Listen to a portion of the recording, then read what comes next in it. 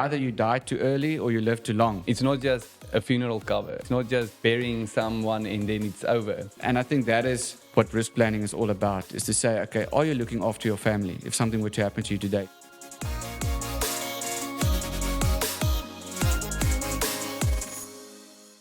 Hey guys, welcome back to another episode of Bizzin, your platform for business intelligence. We look forward to another episode with CJ. CJ, let's speak a little bit about risk planning.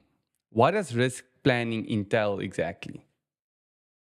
Leslie, thanks for having me again. It's awesome. I'm so glad I can be here the second time. I think the risk planning it's all in the name. I mean, if you think about it, there's only two scenarios that we can look at. Either you die too early or you live too long. Yeah. So we have to look at that in a way where we say, okay, let's start somewhere. If something were to happen to you today, what's going to happen to your family? What's going to happen with your business? What's going to happen with your assets that you built over life? And so that's where risk planning falls in. So there's 4 areas. All the companies have the same 4 areas. Some of them have different bells and whistles. But if we look at the nuts and bolts, there's actually let's call it 4 pillars. Yes. That everything's built on. And it's basically your life cover, your disability cover, lump sum disability cover, your critical illness, and you get your income protection. And I think just on that income protection, a lot of people ask me, okay, but what if I get retrenched? And I think don't get confused with the two. Yeah. Income protection in this sense is more a sickness benefit. So there has to be you've been booked off by a doctor. It's not you've been laid off by an employer. Yeah. Okay, so that's great. So why does people say that risk planning is part of the foundation for financial freedom? Because when I hear financial freedom, I'm always thinking like, okay, so you have enough money, for instance, to retire, with the money that you have in your savings and investments and everything. So if you're talking about risk planning, how does that contribute to financial freedom? So for me, this always falls back to, there's a piece of scripture in 1 Timothy 5 where it says, if you don't look after your own household, you're actually worse than an unbeliever. Yeah. And I think that is what risk planning is all about, is to say, okay, are you looking after your family if something were to happen to you today? So there is, I would say, a handful of people that would be able to, if you get into a accident today and you lose your biggest asset, which is your ability to earn an income, if you lose that, would be able to survive and not be a burden on somebody else. And I think that's where risk insurance comes in. It's to say, I'm paying a premium to make sure that whenever there is a risk, and it's not if there is going to be a rainy day, it's when there's a rainy day. Exactly. Do you have something in place? And you almost have to look at on both ends. When you're young, you don't necessarily have the accumulated wealth yet. So you have to pay for your risk insurance. Yes. But when you get older and you start accumulating wealth, then you can get a less risk insurance because you've actually covered yourself in a certain sense. Yeah. So for a young person, a young professional, definitely risk insurance. I won't go after all the bells and whistles necessarily because there's a premium attached to that, but to sit with somebody to say, okay, but what is my risks that I currently have? And to make sure that is covered. Because if something happens to you today, you don't want to be a burden on somebody else. Yeah, 100%. I heard or watched a video once of an American business consultant. And he had to say he's a business consultant because he was hyping life insurance so much that people started thinking he's selling life insurance. But for him, he said the importance of life insurance is all about wealth generation. Generational wealth. It's creating that wealth after something has happened to you. Because when you pass away, obviously there's taxes that need to be paid. In some instances, there's transfer duties that need to be paid. So there's a lot of money going out when somebody passes. It's not just a funeral cover, right? It's not just burying someone and then it's over. Exactly. So there's a lot of expense that comes with that. So when somebody gets to a point where they say, I need to pay life insurance, right? It's a premium. I think it's a lot, especially younger people that I've seen, is like just, you don't pay, you lose everything that you've contributed. Exactly. So it does get to a point where it becomes more a grudge purchase, right? So is there a story that you have personally experienced from your clients that was a real life situation that can explain to people maybe more from a reality perspective what the importance is of risk planning? I think with that, you should definitely, firstly, sit with a financial advisor. Yeah. I'm a firm believer of that because everybody's scenario is going to look different. Yes. Definitely. And I'll share a few stories with you now. But for me, when we touch on life insurance, I've heard all that. I mean, there's people out there that almost sells it as you're young now, so it's cheap, so you have to get it. Yeah. But when you go to the supermarket and you go there to buy groceries and you get in the aisle you want to pay and there's a chocolate there and you don't buy the chocolate.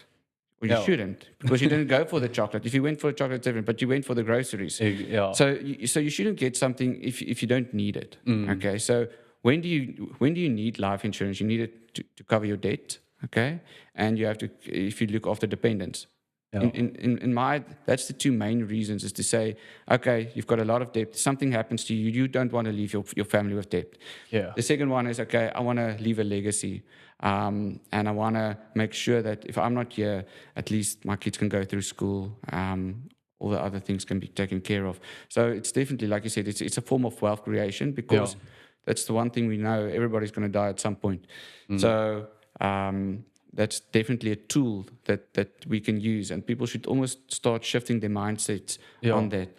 I think on the other risk products, especially again for young professionals, because I mean, your biggest asset that you have, Leslie, for you, your biggest asset that you have is not your home, it's not your car, it's your ability to earn an income. Yes. Okay, so what are we doing to protect that? I mean, if Andre Pollard insures his foot, because I mean that's what he needs to make money from, is kicking goals. Okay, so if he does that to ensure his income, so should we. We should definitely ensure your ability to earn income. So just two quick stories. The one is about a 27-year-old dentist. He's training for Ironman, the peak of his life. I mean, he's fit, everything, and he did a long run on the Sunday. The Monday, he's busy working on somebody's teeth, and he starts getting like let's call it a shiver. And the next moment, he can't hold his the equipment that he needs to work with. And he goes for doctor puts him on medication. It doesn't get better. It actually gets worse, that he can't use his hands anymore.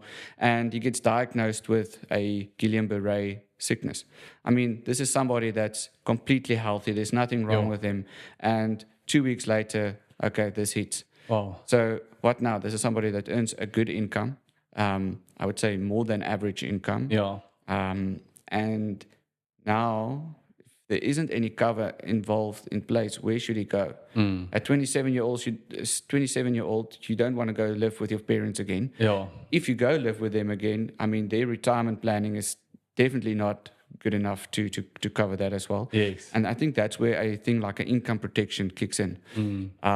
So yeah, that's just one example. The other one was about two sisters that I met, twins, and we spoke about a insurance. The one sister came back and said, okay, I'm going to start with something. It's not going to be much, but I'm going to start with one. The other one said, no, I'll wait a few years. I'm still young. Nothing's wrong with me. I'm going to wait a few years. And as it worked out, that the one that didn't take cover got cancer. And luckily, everything's fine now. She's been clean for the last 7 years, but we're still struggling to actually get cover for her. So, and it's, again, nobody knows when something's going to happen. Nobody knows that. But it's better to have something in place than nothing. So, yeah, that's just... Exactly. And to get something in place before something happens, right? Exactly. Before you fall ill, because otherwise it's very difficult. And that's a problem that we have with her now, is that now something's happened, so that for the rest of her life, we have to note that. Yeah, exactly. We have to disclose that. And obviously, there's a bigger risk. So at some point there was no cover. Now there's cover with exclusions and loadings, and there's all kinds of things that, that they look at. I mean, even like my personal story, and I mean, most of the people have heard my story. I mean, where I was addicted for drugs for a couple of years and everything. And I mean, insurance companies wants me to be clean for 10 years before they actually start looking at full coverage again. But before then, like mental health is excluded in everything because I always think that there's a possibility of falling back into that again. So that's quite hectic. I mean, so you need to prepare before. And I mean, I think that's why I like doing it at a younger age while you're still healthy and everything is still good and fit and proper, then it makes it a little bit easier to get cover so that when you do fall ill later, it's not something that can be taken away. Am I speaking You correct? are totally correct. And I think that the main thing there is to actually get a financial advisor and annually sit with them and go through everything, because there's in different life stages, there's different risks that we need to think of. And because you are a professional in your own environment, you don't think of all of these things. So just to sit with somebody, to diarize that, to have it in your diary, to at least once a year just look at it, it's so crucial. And I think maybe just to touch on that, the importance of being truthful when you are applying for life insurance and everything like that. How important is that? Because there is a thing where, I mean, when insurance companies can maybe go back later and say you were untruthful about certain things, they can load your premium and stuff like that. So in terms of being totally transparent when applying for life insurance and things like that, what's your opinion regarding that?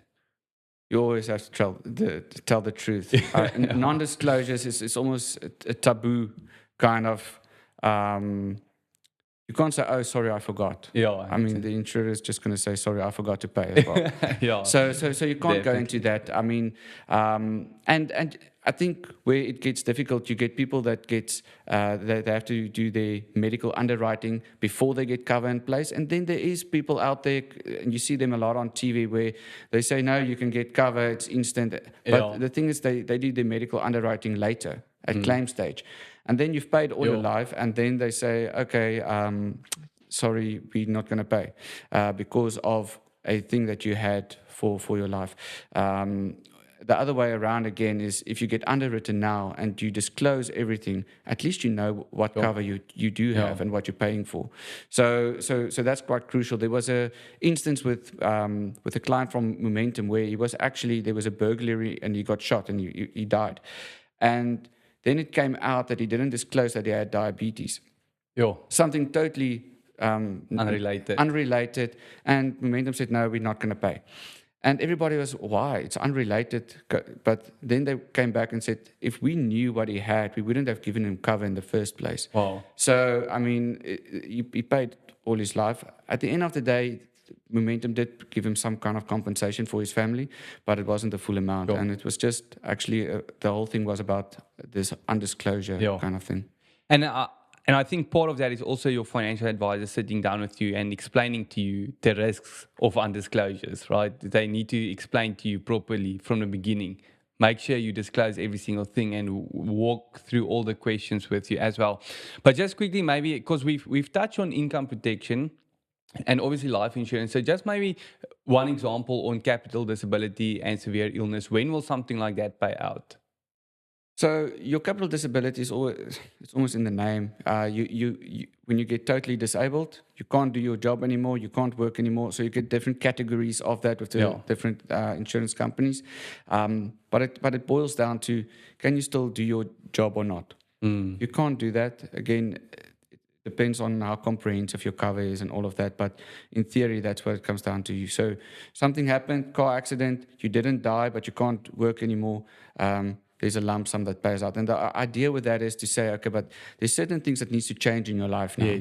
You have to get a wheelchair ramp, you have to get a different car, maybe a shower where you can go in with a wheelchair. And you can't wait for income per month because you have to live off that. You need something to help you in this transition phase. And the same on the critical illness side. Yeah, that's amazing. So just quickly, last point. How do you separate personal and business risk from each other? If entrepreneurs, because they sometimes just make it as one, right? But do you think it's important? And how do you separate between your business and your personal risk? I think for the most entrepreneurs and business owners that I know, they just want to get the tax deduction on through their books. So I think the main thing is, what is the money going to do? Yes. The money going to your family, Yeah. or is the money going to your business to make sure that the employees get paid, to make sure there's the surety that you sign for gets paid, to get a new key individual when you're not there. So it's a different thing when you put on the hat of a employer and the hat of a personal policy. Yeah, exactly. So if you don't know when to get life insurance or risk planning in place, speak to a financial advisor today. CEO, thank you for being here and sharing a bit of insights on that. I think that was very helpful. Stay tuned for another episode of the Bizzin Podcast.